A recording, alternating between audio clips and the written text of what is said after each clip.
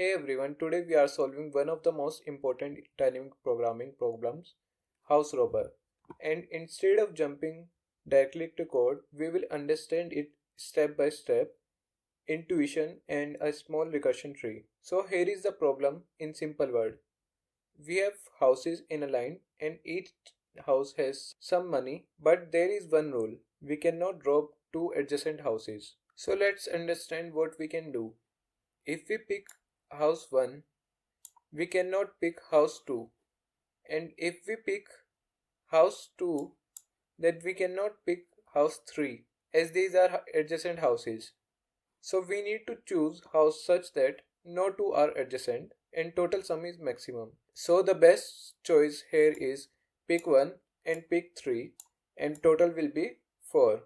Now let's think like a programmer. At every index, we have two choices. Either rob this house or skip this house. Let's start from index 0. That will be f of 0. From here, we have two choices. If we rob, we can take 1 and move to index 2.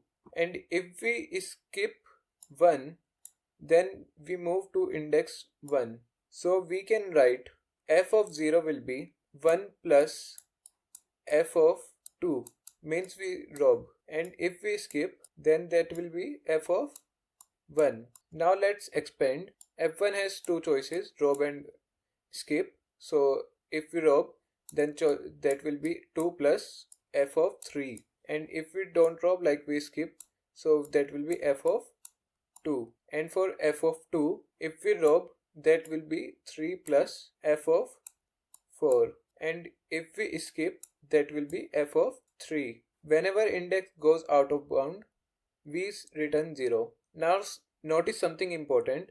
F2 is calculating multiple times like here, and same with the F3. F3 calculated here and here. So this means recursion is doing duplicate work. So we optimize it using dynamic programming. But before that, let me quickly write the recursion code so that you can clearly understand the transition. Alright, I have written the recursion.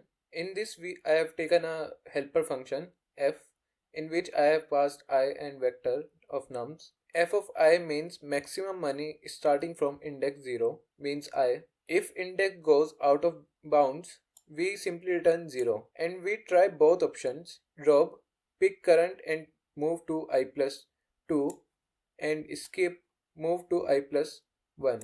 And we return the maximum from rob and skip. Now the problem is this recursion is exponential because we are solving the same states again and again. So now we optimize it using dynamic programming, especially memoization. The idea is simple.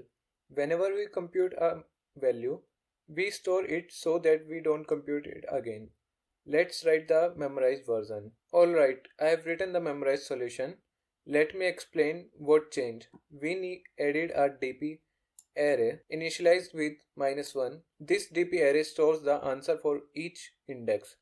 So before computing f of I, we check if DP is already computed, we directly return it like this. This line is very important. This avoids recomputation. Then we do the same logic. For rob we do this, and for skip we do this, and we simply store the result in DPI.